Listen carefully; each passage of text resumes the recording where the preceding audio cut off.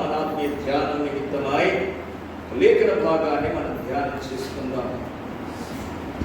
యేసు రక్తం నుంచి యోహాను సువార్త 11వ అధ్యాయము. యోహాను సువార్త 11వ అధ్యాయం. ఓ జీసస్ హల్లెలూయా. 25, 26 వచనాలు మనం చదువుతాం. యోహాను సువార్త 11వ అధ్యాయము 25, 26 వచనాలు.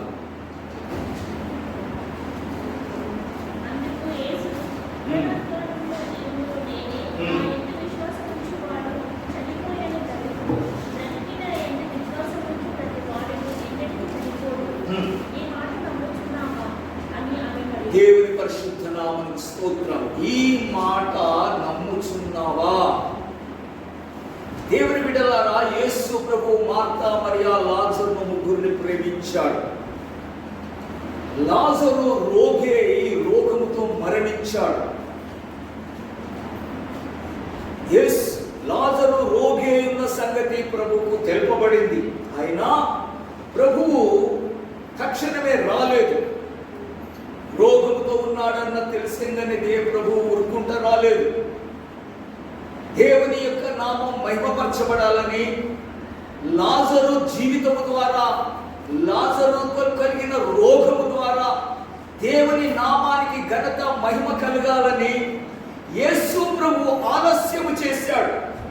దేవుని బిడ్డలారా, కొన్నిసార్లు మన జీవితాలలో కూడా మనం అనుకున్నప్పుడే దేవుని కార్యం జరగనందుకు, మనం అనుకున్నప్పుడే దేవుని కార్యాలు మన జీవితంలో చేయలేనందుకు, దేవుడు మమ్మల్ని మర్చిపోయాడు, విడిచిపెట్టాడు అన్నట్లుగా మనకు ఆ యొక్క భావన వస్తుంది, అట్లాగా అనిపిస్తుంది. కానీ దేవుని బిడ్డలారా, దేవుడు తన బిడ్డలకు ఆలస్యము చేస్తున్నాడంటే దాని ద్వారా దేవుని నామము మహిమపరచబడాలి. ఇప్పుడు లాజరు రోగముతో ఉన్నాడు, అయ్యా వచ్చి ప్రార్థన చేయమని లాజరు యొక్క అక్కలిద్దరూ యేసు ప్రభుకు వర్తమానం పంపించారు. కానీ ప్రభు రాలేదు. ఆ సంగతి మార్తా మరియకు చాలా కోపం వచ్చేసింది, చాలా బాధపడ్డారు. అందుకే ప్రభు వస్తే కూడా ఇంటికి తీసుకొని వస్తలేరు, అక్కడిని ఊరు బయటనే నిలబెట్టి మాట్లాడుతున్నారు. దేవుని బిడ్డలారా, యేసు ప్రభు వారు పిలిచంగానే వచ్చి ఉంటే, రోగంతో ఉన్నప్పుడే వచ్చి ఉంటే యేసు ప్రభు ప్రార్థన చేస్తుండే లాజరు జ్వరం తగ్గిపోతుండే, బాగుపడుతుండే. కానీ యేసు ప్రభు వాళ్ళకు తన ఆ లాజరు జీవితము ద్వారా, లాజరు రోగము ద్వారా తన నామము, దేవుని నామము మహిమపరచబడాలని యేసు ప్రభు కొంత ఆలస్యము చేశాడు. లాజరు మరణించాడు. ఇంకా మరణించినాక ఇంకేం చేస్తారు? అదే ఇప్పుడు ఆ లాజరు యొక్క అక్కల యొక్క ప్రశ్న అదే. నీవు ఇప్పుడు వచ్చి ఏం చేస్తావయ్యా? నీవు ఇక్కడ ఉండినట్లయితే నా తమ్ముడు చనిపోయేవాడు కాడు. నేను పిలిచినప్పుడే నీవు వచ్చి ఉంటే మా తమ్ముడు బాగుపడేవాడు. ఇప్పుడు నువ్వేం చేస్తావు? దేవుని బిడ్డలారా, యేసు ప్రభు ఆ అక్కల ఇద్దరికి ఇస్తున్న సమాధానము, వారికి ఇచ్చిన సమాధానాన్ని మరొకసారి చదువు. 25వ వచనం, 26వ వచనం.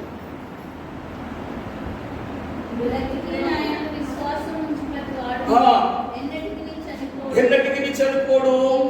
ఈ మాట నమ్ముచున్నావా? దేవుని బిడ్డలారా, దేవుని మాటను నమ్ముట ద్వారా మన జీవితాలలో దేవుని కార్యములు జరుగుతాయి. దేవుని మాట నమ్ముట ద్వారా. యేసు ప్రభు ఒక మాట చెప్తున్నాడు. ఏంటిది? నా యందు విశ్వాసం ఉంచిన వాడు చనిపోయినను తిరిగి బ్రతుకును. ఈ మాట మీద నమ్మకం ఉంచితే దేవుని కార్యములు జరుగుతాయి. దేవుని మాట మీద నమ్మకం, మనుషుల మీద కాదు నమ్మకం, దేవుని మాట మీద నమ్మకం. ఇప్పుడు దేవుడు మన మధ్యలో లేడు, కానీ దేవుని మాట మన దగ్గర ఉన్నది. యేసయ్య మాటలు మన దగ్గర ఉన్నాయి. ఈ మాటలను బట్టి మనము నమ్మకం కలిగి ఉండాలి. దేవుడు ఆశ్చర్య కార్యాలు చేయగల దేవుడు, అద్భుతాలు చేయగల దేవుడు. రోగముతోనే ఉండి వచ్చినప్పుడు ప్రార్థన చేస్తే లాజరు రోగమును బాగు చేసిండనే తెలుస్తుంది. అంతే కదా. లాజరు జ్వరంతో ఉండే యేసయ్య వచ్చి ప్రార్థన చేసి జ్వరం పోయింది. ఇప్పుడు లాజరు మరణించాడు. వృద్ధుని సైతం లేపగలిగేటప్పుడు శక్తి గలవాడని రుచిపరచుకోవటకాయ, చనిపోయిన వారిని కూడా బ్రతికించగలడు యేసయ్య అని రుచిపరచుకోవటకాయ ఆయన ఆలస్యము చేశాడు. ఆలస్యము చేసి లాజరు మరణించే వరకు చూశాడు. మరణించాడు. తర్వాతనే యేసయ్య వచ్చాడు. ఎందుకో ఇప్పుడు మృతుని బ్రతికించాలి, చనిపోయిన వారిని బ్రతికించాలి, అసాధ్యమైన కార్యమును ఇప్పుడు సాధ్యపరచాలి, ఎవడు చేయని కార్యాన్ని లాజరు జీవితంలో జరిగించాలి. అందును బట్టి దేవుని నామం మహిమపరచబడుతుంది. మన జీవితాలలో కూడా దేవుని నామానికి మహిమకరంగానే దేవుడు తన కార్యములను జరిగిస్తాడు. మనం చిన్న చిన్న వాటి కొరకు మనం ఆశపడతాం, చిన్న చిన్న చేస్తే చాలనుకుంటాం. దేవుని బిడ్డలారా, మన జీవితంలో ఏ కార్యమైన ఆలస్యమైతుంటే అది దేవుని మహిమ కొరకు అనుకోవాలి. దేవుని అందరి మన నిరీక్షణ కోల్పోకుండా దేవుని యొక్క మాట యందు నమ్మకం ఉంచాలి. మాట దేవుడు కార్యము చేసేది. నీ సహోదరుడు తిరిగి బ్రతుకును అని ఆమెకు స్పష్టంగా చెప్పినా కూడా 21వ వచనం చదవమ్మా.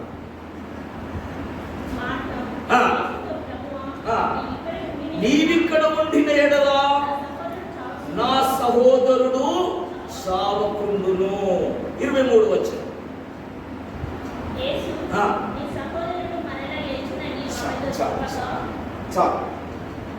మార్త అంటుంది, అయ్యా నువ్వు ఇక్కడ ఉంటే నా సహోదరుడు చనిపోయేవాడు కాడు. యేసు అంటున్నాడు, నీ సహోదరుడు మరలా బ్రతుకుతాడు, మరలా జీవిస్తాడు.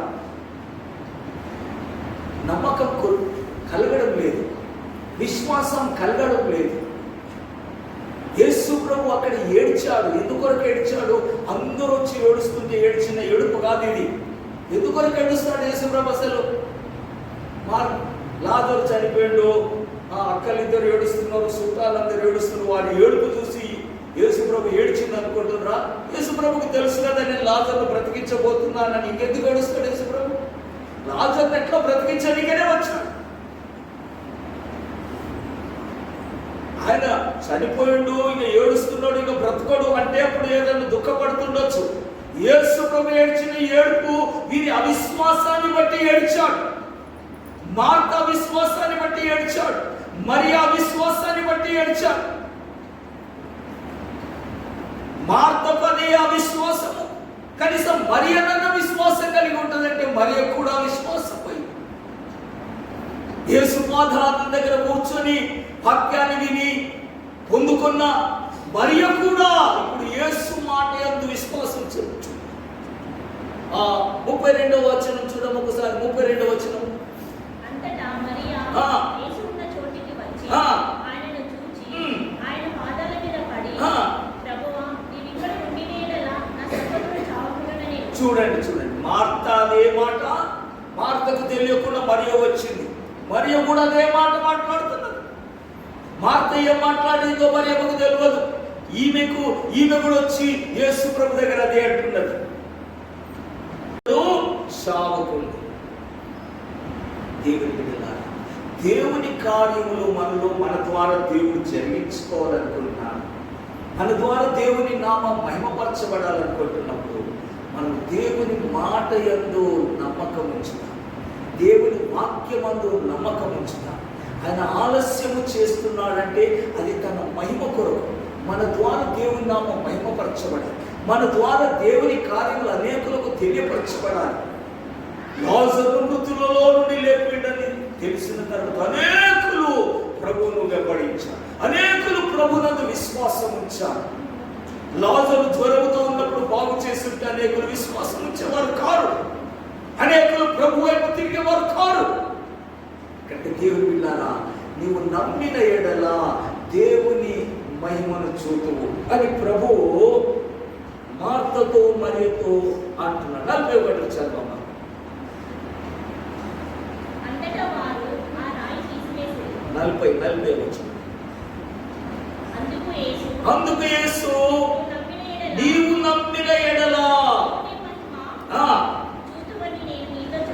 దేవుని బిడ్డలారా, నీవు నమ్మిన ఎడల ఏం నమ్మాలి?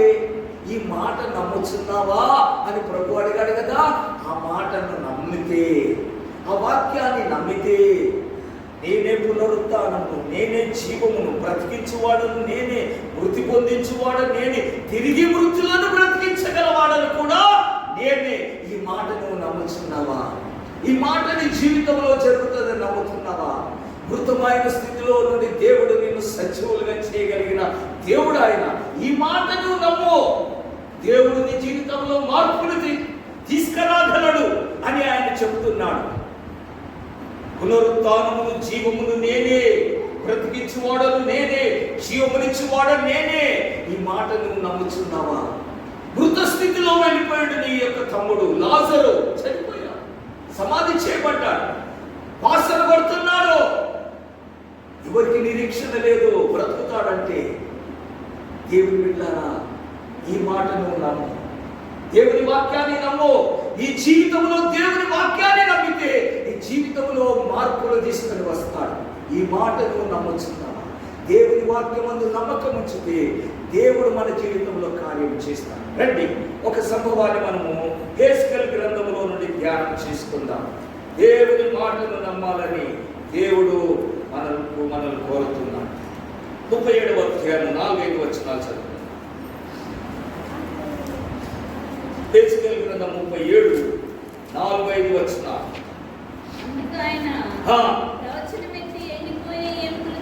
ఇట్లనో ఎండిపోయిన ఎముకలారా, యెహోవా మాట ఆలకించుడి. సెలవిచ్చినదేమనగా, మీరు బ్రతుకున్నట్లు నేను మీలోనికి జీవాత్మను రప్పించుచున్నాను.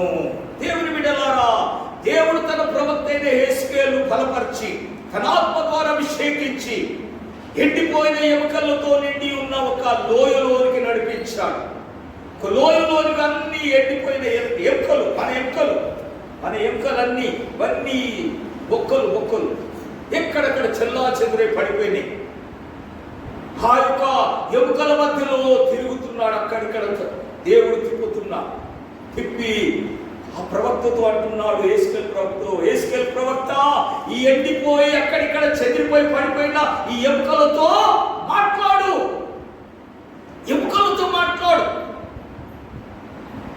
జీవము లేదు, ఆకారం లేదు, ఆ ఎముకలలో సత్తువ లేదు. అటువంటి ఎముకలతో నువ్వు మాట్లాడు. ఎముకలతో మాట్లాడి ఇట్లను ప్రవచనం ఎత్తి, ఎండిపోయిన ఎముకలతో ఇట్లను, ఎండిపోయిన ఎముకలారా యెహోవా మాట ఆలకించండి. జీవము లేని ఎముకలారా యెహోవా మాట ఆలకించండి. ఆయన మాటకు చెవి ఇవ్వండి, ఆయన మాటను వినండి. ఏమి ఆ మాట? ఏమి మాట? ఆ ఎముకలకు దేవుడు సెలవిస్తున్నాడు. ప్రభు అయిన యెహోవా సెలవిచ్చినదేమనగా, మీరు బ్రతుకున్నట్లు మీలోనికి జీవాత్మను రప్పించుచున్నాను. ఇది దేవుని మాట. ఎముకలు బ్రతుకుటకై దేవుడు ఎముకలతో మాట్లాడుతున్న మాట. మీరు బ్రతుకున్నట్లు మీలోనికి నేను జీవాత్మను రప్పిస్తున్నాను. ఈ జీవాత్మను మీలోనికి రప్పిస్తున్న ఈ మాటను మీరు వినండి, మీరు ఆలకించండి, విశ్వసించండి, మీరు జీవిస్తారు. ఎవరు? ఎండిపోయిన ఎముకలు జీవిస్తాయి, ఎండిపోయిన ఎముకలు బ్రతుకుతాయి, ఎండిపోయిన ఎముకలు తిరిగి ఒక రూపంలోనికి వస్తాయి. దేవుని బిడ్డలారా, ఆ ఎముకలతో మాట్లాడుచున్నాడు. ఎవరు ఈ ఎముకలు? ఏంటివి ఎముకలు? చెల్లా చెదురైపోయిన ఎముకలు ఎవరు? క్రిందికి చూడండి ఒకసారి.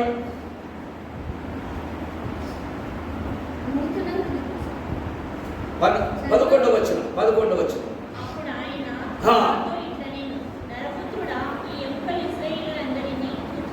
చాలు.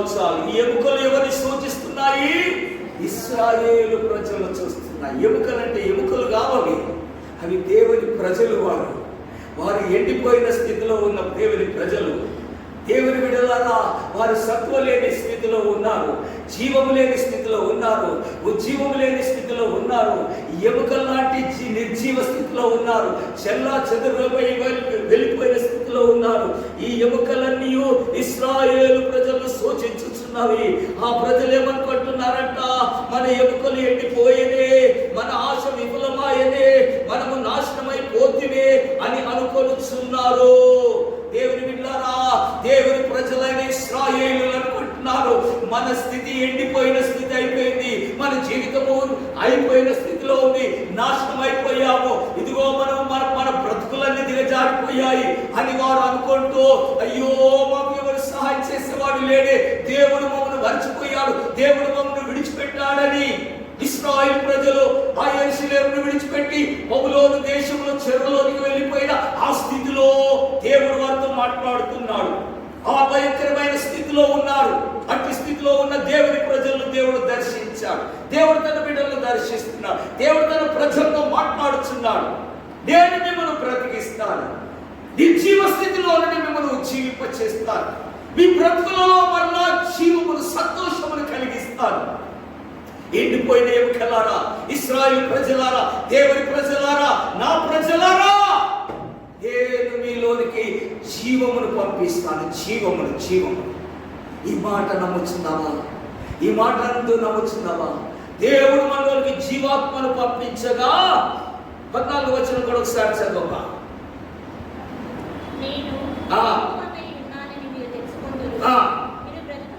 మీరు బ్రతుకున్నట్లు నా ఆత్మను మీలో ఉంచి మీ దేశంలో మిమ్మల్ని నివసింపచేసేదను.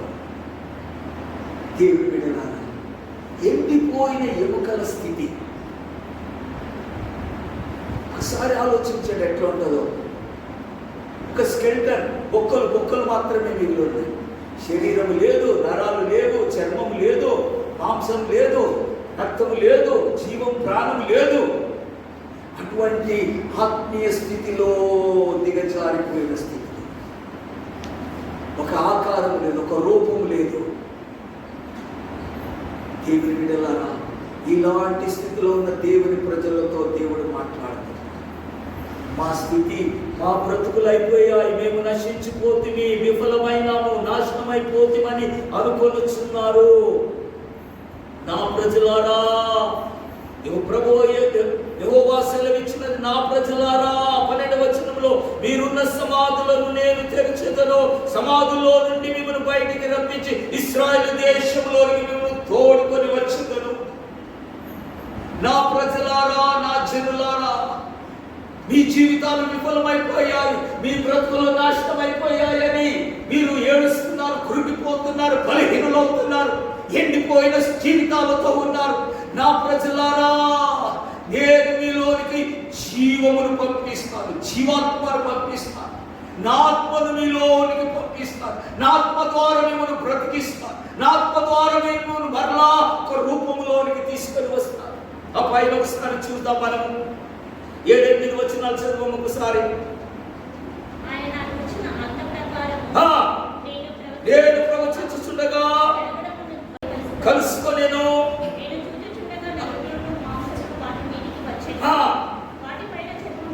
కప్పెను, అయితే వాటిలో జీవం ఎంత మాత్రమునో లేకపోయేది. నేను ప్రవచించుచుండగా, దేవుడు నాకు ఇచ్చిన వాక్కును నేను తెలియపరచుచుండగా, ఎముకలతో నేను మాట్లాడుచుండగా, ఎముకలు దేవుని మాటను వినుచుండగా, ఎండిన ఎముకలతో మాట్లాడుతున్నాడు. ఎండిన ఎముకలు దేవుని స్వరాన్ని వింటున్నాయి, దేవుని వాక్యాన్ని వింటున్నాయి, దేవుని వాక్కుకు లోబడుతున్నాయి, దేవుని వాక్యానికి అవి విధేయులవుతున్నాయి. మార్త మరియలు దేవుని మాట నమ్మడం లేదు. ప్రభు ఆఖరికి మార్తను గద్దించాడు. నేను నీతో చెప్పలేదా, నువ్వు నమ్మిన యెడల దేవుని కార్యం చూస్తావని? అపనమ్మిక, అవిశ్వాసము. దేవుని బిడ్డలారా, ఎండిన ఎముకలు దేవునికి లోబడుతున్నాయి. ఎండిన ఎముకలతో మాట్లాడుతుండగా ఆ ఎముకలలో చలనం వచ్చేసింది. మాటకు లోబడుతుండగా, మాటకు విధేయులు అవుతుండగా, దేవుని వాక్యానికి మనం లోబడుతుంటే, దేవుని వాక్యాన్ని మనం అనుసరిస్తుంటే మనలో చలనం, దేవుని కార్యము చేసే చలనం ఇది. మనలో ఒక ఉజ్జీవం, మనలో ఒక కదలిక, నిర్జీవ స్థితిలో ఉన్న మనలో ఒక చలనం కలిగిస్తుంటుంది. దేవుని సన్నిధికి నడిపించకుండా, దేవుని ఆరాధించుటలో, దేవుని కీర్తించుటలో, ప్రార్థన చేయటంలో, దేవుని సన్నిధిలో ఒక చలనము దేవుడు కలిగిస్తున్నాడు. ఎముకలు కదులుతున్నాయి, జీవము లేని జీవితాలు కదులుతున్నాయి. జీవము లేని బ్రతుకులలో దేవుడు కదలికను కలిగించాడు, సమకూర్చాడు. చెదిరిపోయిన విశ్వాసాన్ని సమకూర్చాడు, మన తలంపులను సమకూర్చాడు, మన జీవితాలను సమకూర్చాడు. మరలా ఎముకల పైన నరములు, మాంసములు, చర్మములు అన్ని ఎముకలలోనికి కప్పబడగా ఆ ఎముకలకు ఒక రూపం వచ్చేసింది, ఆ ఎముకలకు ఒక ఆకారం వచ్చేసింది. కానీ అందులో జీవం లేదు, అందులో ఇంకా జీవించేసే లేదు. అన్ని కలిగి ఉన్నాయి, అన్ని కలిగి నోరుంది, కళ్ళు ఉన్నాయి, ముక్కులు వచ్చినాయి, చెవులు వచ్చినాయి, కాళ్ళు వచ్చినాయి. కానీ ఏం లేవు. నోరు ఇంకా మాట్లాడతలేదు, నోరు కళ్ళిక చూస్తలేదు, చెవులిక వినడం లేదు, నా కాలిక నడవడం లేదు. ఇవి కావాలంటే నీలో జీవము రావాలి. ఈ జీవము నేను ఇస్తాననేది దేవుని వాక్కు. ఈ జీవము నేను మీకు దయచేస్తాననేది దేవుని మాట. ఆయన మాట పైన నమ్మకం ఉంచితే, ఈ మాట నువ్వు నమ్ముచున్నావా? దేవుడు మిమ్మల్ని బ్రతికిస్తాను, మీలోనికి జీవము పంపిస్తాను. జీవాత్మ మీలోనికి పంపిస్తే మీరు జీవించువారుగా మార్చబడతారు, బ్రతుకుచుండు వారిగా మార్చబడతారు. దేవుని బిడ్డలారా, జీవించుచున్న వాళ్ళ పేరు మాత్రమే ఉంది, కానీ నువ్వు వృద్ధుడవే. ఆ స్థితి ఇశ్రాయేలు ప్రజల స్థితి. ఇప్పుడు వారు పేరుకు మాత్రమే జీవిస్తున్నారు. దేవుని బిడ్డలారా, మనము దేవుని వాక్యమునకు లోబడి, దేవుని మాటకు మనం విధేయులమైన, ఎండిన ఎముకలారా అని ఎముకలతో మాట్లాడుచుండగా ఎముకలు ఆ మాటలను స్వీకరిస్తున్నాయి, ఆ మాటల్లో వింటున్నాయి, ఆ మాటలకు లోబడుతున్నాయి. వాటిలో చలనం దేవుడు కలిగించి అవి చలిస్తున్నాయి. ఇప్పుడు ఎముకలన్నీ గడగడమనే ధ్వని పుట్టుకొచ్చింది. ఎముకలలో ఒక చలనం వచ్చేసింది, ఒక ఉజ్జీవం వచ్చేసింది. దేవుని వాక్యానికి మనము లోబడతాం, దేవుని మాటకు మనము లోబడతాం, దేవుని మాటకు విధేయులో ఉంటాం. దేవుడు మన జీవితంలో కార్యములు చేయాలంటే వాక్యములకు లోబడే బిడ్డలమై ఉండాలి. దేవుని వాక్యముకు, మాటకు లోబడాలి. దేవుని వాక్యమే మనకు సెలవిస్తుంది, దేవుని వాక్యం మనకి ఏమని చెప్తుంది, ఆ వాక్యానికి మనము విధేయులమవుదాం, నమ్ముదాము. నమ్ముట నీ వలనైతే నమ్మువానికి సమస్తము సాధ్యం. నీవు ఎవరిని నమ్ముతున్నావో ఆయన చేస్తాడని, యేసయ్య చేస్తాడని నమ్ముతున్నావు. ఈ నమ్మకం నీలో ఉంటే నువ్వు ఎవరిని నమ్ముతున్నావు ఆయనకు అన్ని సాధ్యమే. నమ్ముట కావాలి నీ వల్ల. నువ్వు నమ్ముట నీ వలనైతే నువ్వు ఎవరిని నమ్ముతున్నావో ఆయనకు అన్ని సాధ్యమే. నమ్ముట నీ వలనైతే నమ్మువానికి, నువ్వు ఎవరు నమ్ముతున్నావో ఆయనకు సమస్తము సాధ్యం. జ్వరంతో ఉన్న లాజరుని బ్రతికించేవాడు కాడు, వృద్ధుడైన వాడిని కూడా బ్రతికించగలడు. నమ్ముట నీ వల్లనైతే. దేవుడు బిడ్డలారా, ఆయన మాటను మార్తతో వచ్చి ఒక మాట చెప్తున్నాడు. మార్త, ఈ మాట నమ్ముతున్నావా? నమ్మకం రాలేదు. అవును నమ్ముతున్నా, ఇప్పుడు కాదు, పునరుత్థానం మందు లేస్తాడు. నువ్వు మరలా రాబోతున్నావు, క్రీస్తుగా వస్తావు, అప్పుడు లేస్తాడు. ఇప్పుడే లేపుతా అంటుంటే అప్పుడు ఎప్పుడో ఈ కార్యాలు. దేవుని బిడ్డలారా, దేవుడు చేసే కార్యం దేవుని మాట పైన నమ్మకం వచ్చింది. అసాధ్యమైన కార్యములను దేవుడు సాధ్యపరచగలడు. చూడండి, ఒకరి జీవితంలో కూడా దేవుని మాటకు నమ్మిన వారి పట్ల దేవుడు చేస్తున్న కార్యాలను మనం ఒకసారి జ్ఞాపకం చేసుకుందాం. అపోస్తలుల కార్యములు 10వ అధ్యాయం 44వ వచనాన్ని కొర్నేలి ఇంట్లో జరిగిన కార్యాలను మనం చూస్తాం. పేతురు ఈ మాటలు ఇంకా చెప్పుచుండగా అతని బోధ విన్న వారందరి మీదికి దేవుని పరిశుద్ధ నామం స్తోత్రం కలుగును గాక. కొర్నేలి ఇంటి వారందరూ. పిల్లరా, ఈ కొర్నేలి దేవుని ప్రజలు కాదు, ఇశ్రాయేలు ప్రజలు కాదు, వీరు అన్యులు, దేవుని ఎరగని ప్రజలు. కానీ ఈ కొర్నేలి తన ఇంటి వారందరితో కూడా దేవుని యందు భయభక్తులు కలిగిన వాడు. ఏ దేవుని యందు? యేసు ప్రభు దేవుని యందు కాదు, తాను ఏ దేవుడు నమ్ముకున్నాడు ఆ దేవుని మీద భయభక్తులు కలిగి ఉన్నవాడు, యథార్థంగా జీవిస్తున్నవాడు, దాన ధర్మాలు చేస్తున్నాడు, మంచి ప్రవర్తన కలిగి జీవిస్తున్నాడు, చెడు కార్యములు చేయకుండా జీవిస్తున్నాడు. అటువంటి వారికి అటువంటి దేవుడంటే భయం, దేవుడంటే భయం. దేవుని దృష్టిలో పాపం చేయకూడదు, తప్పులు చేయకూడదు, ఎవరికి హింస చేయకూడదు. ఇతడు ఒక పోలీస్ ఆఫీసర్ దేవుని యందు భయభక్తులు కలిగి నమ్మకంగా జీవిస్తున్నాడు. పరమంతున్న దేవుడు చూశాడు, నిజ దేవుడు చూశాడు, ఇతని భక్తిని చూశాడు. అరే, ఇతరులో ఒక భక్తి ఉన్నది, దేవుడంటే ఒక భయం ఉన్నది, దేవుడంటే ఒక సన్మానం ఉన్నది, కనుక ఇతనికి నన్ను నేనే కనుపరుచుకోవాలి, నిజ దేవుడైనా నన్ను తెలియపరచుకోవాలి అని దేవుడే కొర్నేలి దగ్గరికి తన దూతను పంపించాడు. కొర్నేలి, నీ ప్రార్థనలు, నీ ధర్మకార్యాలు, నీ మంచి పనులన్నీ దేవుడు చూశాడయ్యా. దేవుడు నీకు తను తాను తెలియపరచుకోవాలనుకుంటున్నాడు కనుక ఇదిగో నువ్వు పలాని దగ్గర పేతురు అని ఒక భక్తుడు ఉంటాడు, ఆయనను పిలిపించుకో, ఆయన నీకు కొన్ని మాటలు చెప్తాడు, మాటలు విను. దేవుడు తన దూతను పంపించాడు, దూత కొర్నేలితో మాట్లాడుతున్నాడు. ఆ దూతనే చెప్పొచ్చు కదా సంగతులన్నీ, కానీ దూత ఏం చెప్పింది, నువ్వు పేతురు అని ఒక భక్తుని పిలిపించుకో, నా సేవకుడు ఒకడు ఉన్నాడు, నా ద్వారా ఏర్పరచబడిన ఒక దైవజనుడు ఉన్నాడు, ఆ పేతురు అనే భక్తుని పిలిపించుకో, ఆయన నా గురించి నీకు తెలియపరుస్తాడు, ఆయన మాట నువ్వు విను.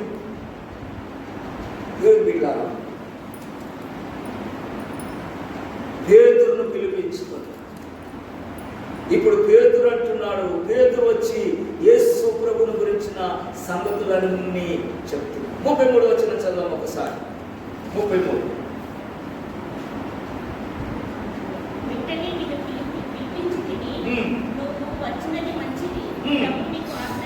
ప్రభువు నీకు ఆజ్ఞాపించినవన్నీ వినుటకు ఇప్పుడు మేమందరము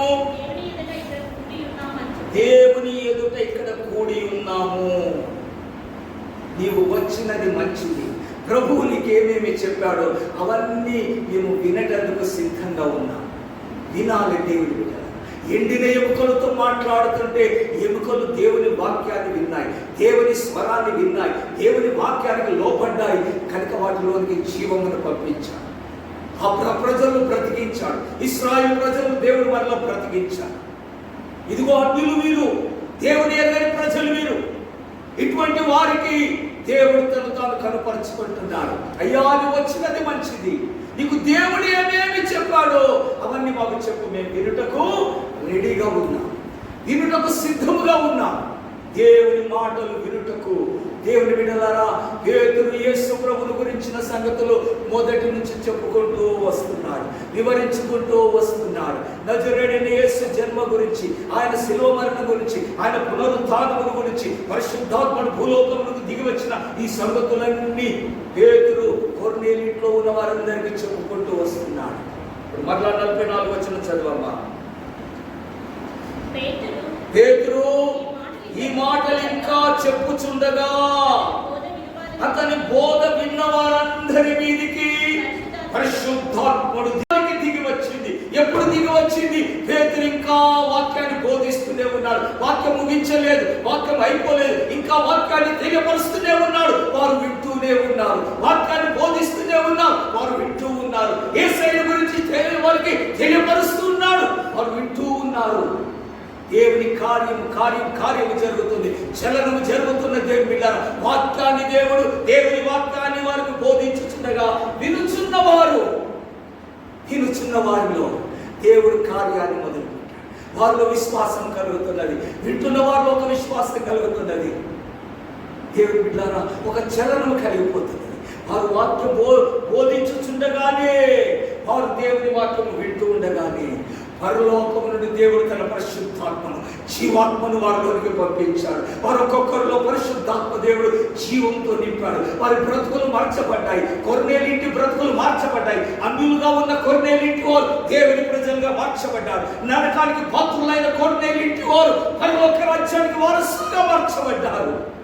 దేవుని బిడ్డలారా, దేవుని వాక్యాన్ని నువ్వు లోబడటం ద్వారా, దేవుని వాక్యానికి విధేయులవటం ద్వారా, దేవుని వాక్యానికి మనం లోబడే మనస్సును మనం కలిగి ఉంటే దేవుడు తన కార్యములను మనలో జరిగిస్తాడు. దేవుడు తన పరిశుద్ధాత్మ ద్వారా మనల్ని జీవింప చేస్తాడు, మనల్ని బ్రతికింప చేస్తాడు. ఈ జీవించుచున్నామన్న ఈ స్థితిని మార్చబడాలి. దేవుని ఆత్మ ద్వారా మనం జీవించగలిగిన స్థితిలోనికి రావాలి. పరిశుద్ధాత్ముడు మనలోనికి వచ్చిన ద్వారా దేవుని పిల్లలుగా జీవించే ఈ జీవితంలోనికి మనం రావాలి. కొర్నేలి భయభక్తులు కలిగిన వాడే, దాన ధర్మాలు చేస్తున్నవాడే, మంచి పనులు చేస్తున్నవాడే. చాలా ఇది ఈ స్థితి సరిపోదా? జీవించాలి కొర్నేలిలో ఒక మంచి జీవితం కావాలి. దేవుని ప్రజలుగా జీవించాలి. దేవుని యొక్క కుమారులుగా కొర్నేలి మార్చబడాలి. కొర్నేలికి ఆ విషయాల గురించి బోధ చేస్తున్నాడు. నీకు దేవుడు ఏమేమి చెప్పిండో అవన్నీ మాకు చెప్పయ్యా, మేము వింటాం, మేము లోబడతాం, ఆ మాటలకు మేము లోబడతాం. కొర్నేలి విధేయత చూపించాలి. పేతురు బోధ చేస్తూ వెళ్తున్నారు, చెప్పుకుంటూ వెళ్తున్నారు, మీరు వింటూ పోతున్నారు. పరలోకం నుండి దేవుడు తన ఆత్మను వారిపైకి పంపించి విశ్వాసంతో వింటున్నారు, నమ్మకంతో వింటున్నారు, శ్రద్ధతో వింటున్నారు. దేవుని బిడ్డలారా, నీవు నమ్మిన ఎడల ఈ మాట నువ్వు నమ్ముతున్నావా? మార్తా, నువ్వు నమ్మితే దేవుని కార్యము చూస్తావు. ఇదిగో పునరుద్ధానమును జీవమును నేనే, బ్రతికించువాడను నేనే, సజీవులుగా చేయవాడను నేనే. ఇదిగో మీ జీవితాలలో మార్పును కలిగించువాడను నేనే. ఈ మాట నువ్వు నమ్ముచున్నావా? నువ్వు నమ్మితే దేవుని మహిమను చూస్తావు, దేవుని క్రియను నీ జీవితంలో చూస్తావు, దేవుని క్రియ నీ బ్రతుకులలో మార్పును కలిగించే క్రియను చూస్తావు. ఈ మాటను నమ్ము, దేవుని మాటను నువ్వు నమ్ము. ఆయన నిన్ను బ్రతికించువాడు, ఆయన నిన్ను సజీవులుగా చేయవాడు. తన జీవాత్మను నీలోనికి పంపుట ద్వారా నిన్ను జీవింప చేయగల దేవుడు. కొర్నేలి జీవితాన్ని బ్రతికింప చేశాడు. మరి ఇంకా వాక్యమును వింటూ ఉండగానే పరిశుద్ధాత్ముడు దిగి వచ్చాడు, జీవింప చేయవాడు దిగి వచ్చాడు, జీవమును కలిగించేవాడు దిగి వచ్చాడు, బ్రతుకులను మార్చేవాడు దిగి వచ్చేసాడు. అందరిలోనికి ఓ వాక్యమును ఎంతమంది వింటున్నారో వారందరి పైకి పరిశుద్ధాత్మ దేవుడు దిగి వచ్చేసాడు. వాళ్ళు చలనం కలిగిపోతుంది, వాళ్ళు మార్పు కలిగిపోతుంది. అంతవరకు మాట్లాడని అన్య భాషలతో దేవుని స్తుతిస్తున్నారు. దేవుని బిడ్డలారా, దేవుని కార్యము మన జీవితంలో జరగాలంటే దేవుని మాటకు మనం లోబడుతూ శ్రద్ధగా వినువారు మాత్రమే కాదు, దేవుడు బోధించువారు మాత్రమే కాదు, చదువుకుంటున్న వారు మాత్రమే కాదు, లోబడేవారుగా, విశ్వసించువారుగా, ఆచరణలో పెట్టేవారుగా, అనుసరించి జీవించువారుగా దేవుడు మన హృదయములను ఎరిగి మన హృదయములను చూస్తాడు. నా వాక్యానికి లోబడేవారైనా కాదా అని చూసుకొనే ఆయన మన పరిశుద్ధాత్మ మనల్ని బ్రతికింపచేస్తాడు.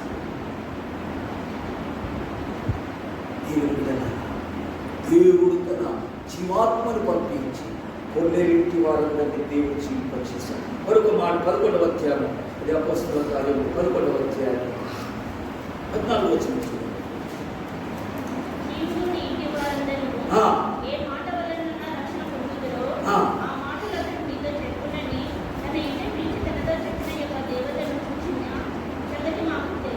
దేవుని పరిశుద్ధ నామమునకు స్తోత్రం. ఈ కార్యం జరిగిన తర్వాత పేతురు తిరిగి వెళ్ళిపోయాడు, సంఘానికి వెళ్ళిపోతే సంఘములందరూ పేతురు పట్టుకున్నాడు. నువ్వు అన్యజనుల దగ్గరికి పోయి వాక్యం ఎట్లా చెప్పినావు, అన్యజనుల దగ్గర పోయి ఎట్లా భోజనం చేసినావు, నువ్వు ఎట్లా వాటితో కలిసి భోజనం చేసినావు అని పేతురును అడుగుతున్నాడు. అయ్యా పేతురు ఈ విషయాలన్నీ చెప్పుకుంటూ వచ్చాడు. దేవునికి పరిశుద్ధాత్మ నీకే దేవునికి ఆటంకం లేకుంటే నేనెవరిని ఆపుతాను? దేవునికి ఆటంకం లేదు, నేనెవరిని ఆటంకపరచనికి. వాడు అన్యుడైతేమి, వాడు హిందువు అయితేమి, ఇంకొకడైతే ఏమి, వాడు దేవుని యందు భయభక్తులు కలిగిన వాడు, దేవుని యందు సన్మానం కలిగిన వాడు, దేవుడు అంటే ఇష్టపడుతున్నాడు కనుక దేవుడు మనకి తన వాక్యాన్ని తెలియపరుచుకున్నాడు, తనను తాను బయలుపరుచుకున్నాడు కనుక దేవుడు పిల్లలా, దేవుడు పక్షపాతి కాడు. ఆ మాట చదవండి ఒకసారి. దేవుడు పక్షపాతి కాడు, దేవుడు తను వెతుకు వారందరికీ పరిశుద్ధాత్మను దయచేస్తాడన్న ఆ మాటను మనం చూద్దాం. అదే 10వ అధ్యాయంలో అనుకుంటాం. 10వ అధ్యాయం 11వ అధ్యాయంలో చదువు. దేవుడు పక్షపాతి కాడు, నిజముగా ప్రతి జనములోనూ ఆయనకు భయపడి నీతిగా నడుచుకున్న వారిని ఆయన అంగీకరించారు. యేసుక్రీస్తు అందరికీ ప్రభువు. దేవుడు పక్షపాతి కాదు. వీడు హిందువు, ముస్లిము, వాడు క్రిస్టియను, లేదు వీడు ఈ కులం మాత్రం. దేవుని దగ్గర అవన్నీ లేవు. దేవుడు పక్షపాతి కాదు. ప్రతి జనములో దేవునికి భయపడి జీవించేవాడు. వారికి నిజ దేవుడు తెలియదు, కానీ దేవుడు అంటే తెలుసు. కానీ నిజ దేవుడు యేసు ప్రభువే నిజ రక్షకుడని ఆ సంగతి తెలియదు. కానీ దేవుడు అంటే తెలిసి భయభక్తులు కలిగింది. అట్టి వారికి దేవుడు తన్ను తానే ప్రత్యక్షపరచుకున్నాడు. దేవుడు తనను తానే తెలుపుకుంటాడు. వారికి తన వాక్యాన్ని గురించి తన సత్యాన్ని బోధిస్తాడు. కొర్నేలి అదే అన్నమాట.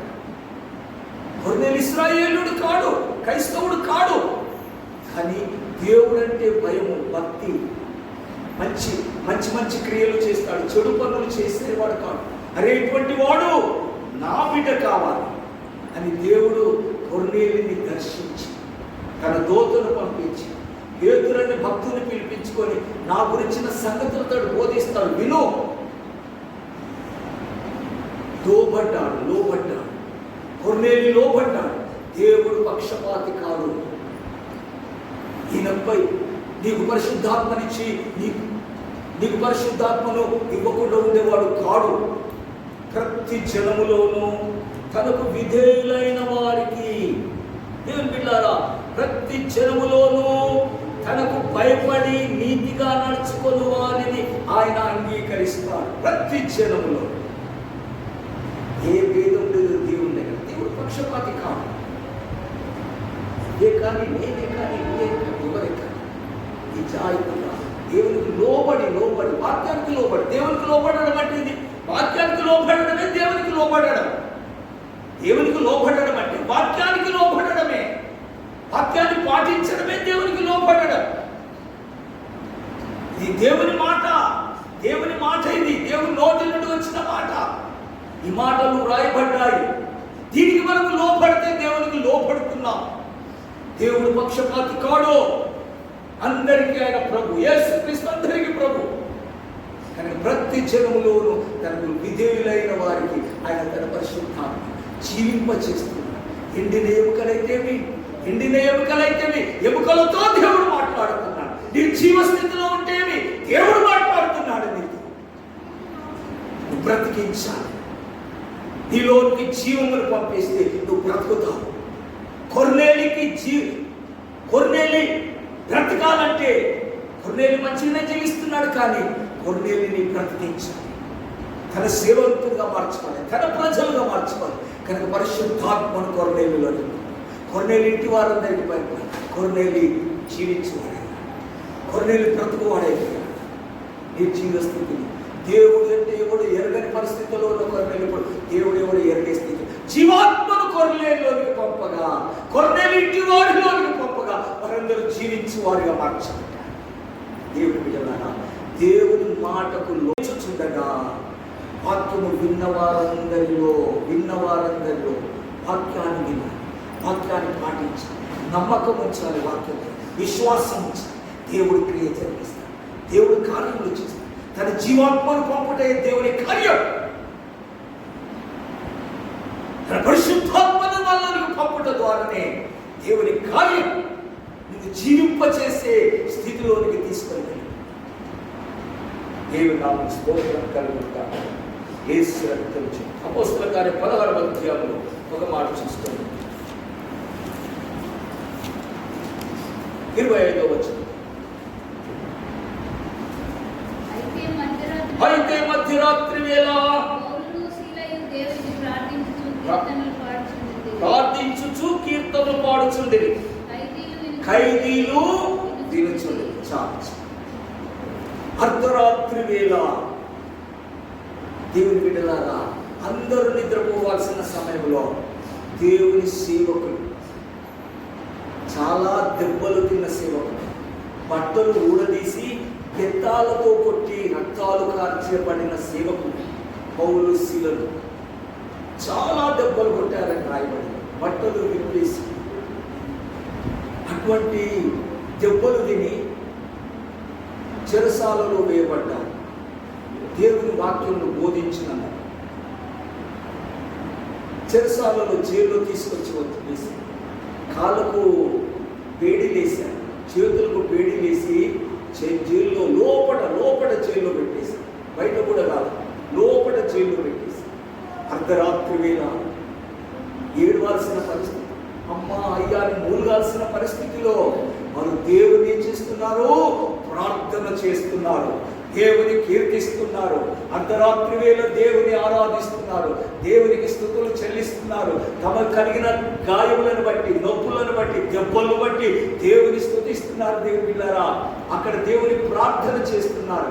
వీరు ప్రార్థన ఎందుకొరకో తెలుసా?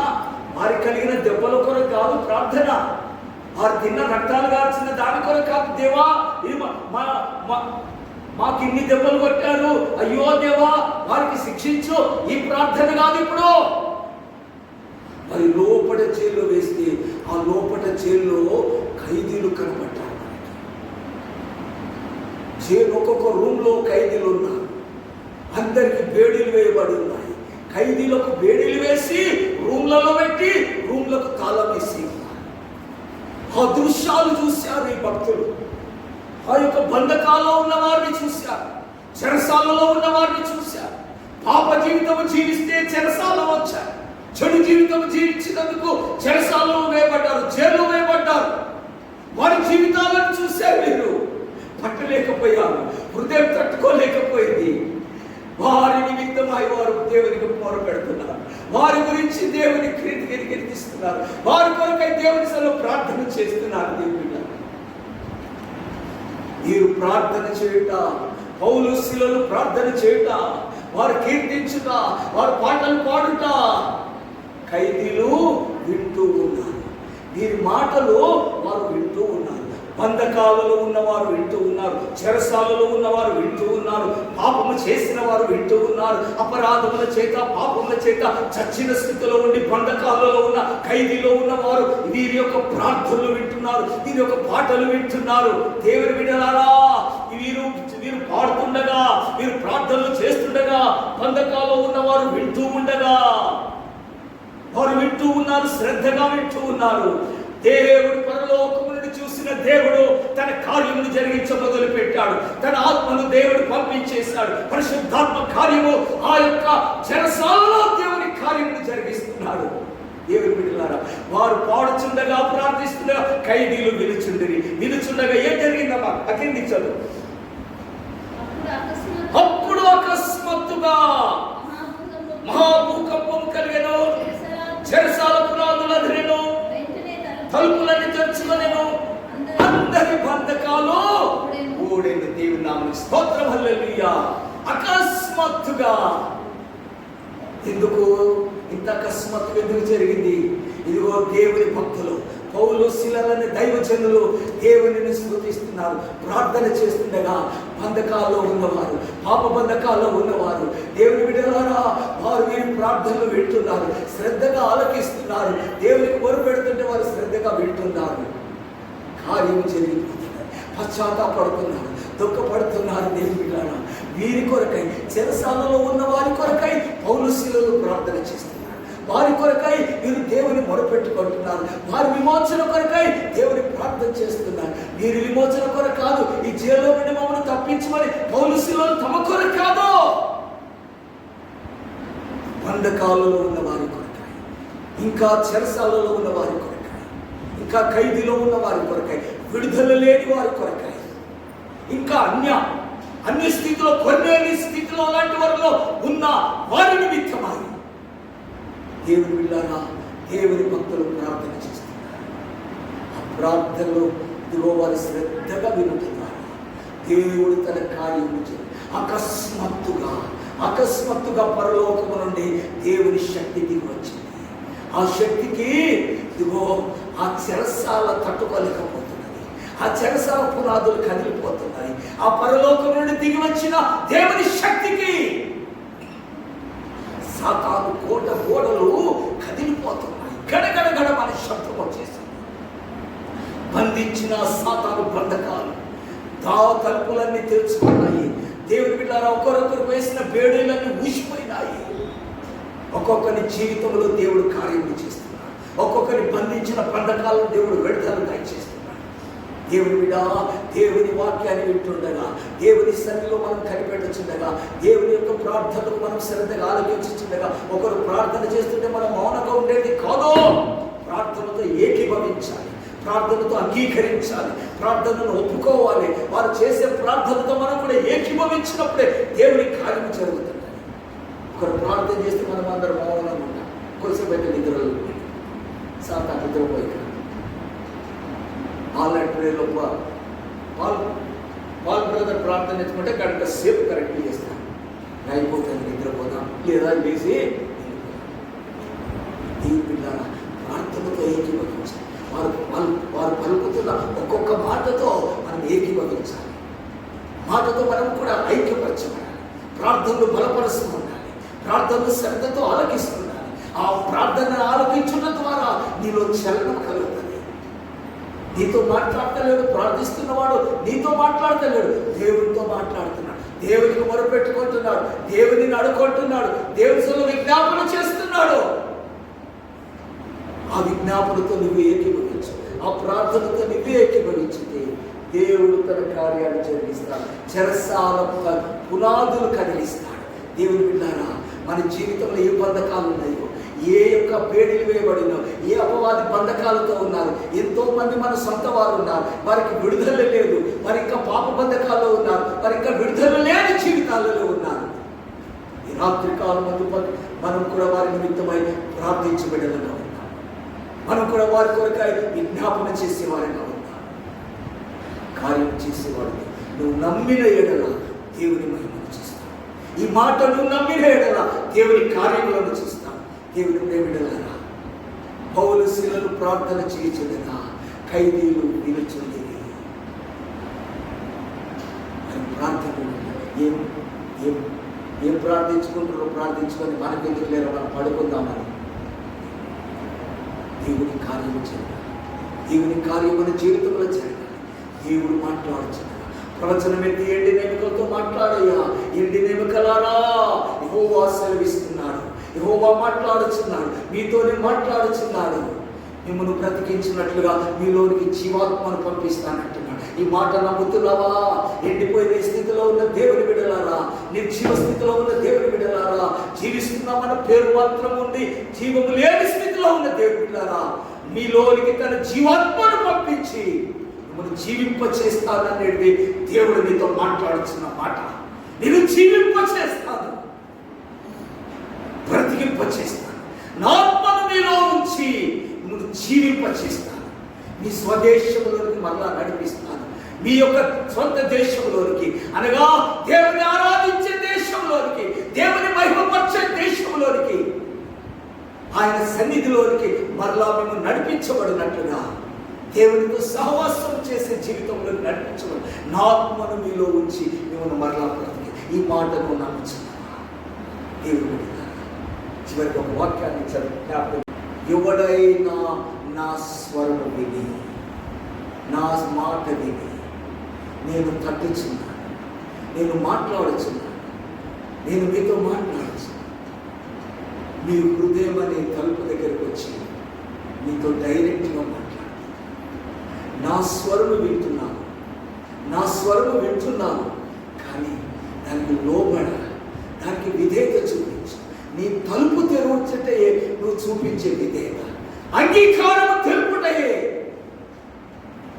నా స్వరము వినిపిస్తున్నది, నా మాటలను వింటున్నావు, నేను మాట్లాడుతున్నాను, నువ్వు వింటూ ఉన్నావు. దేవుని బిడ్డ, ఆ మాటలకు లోబడు.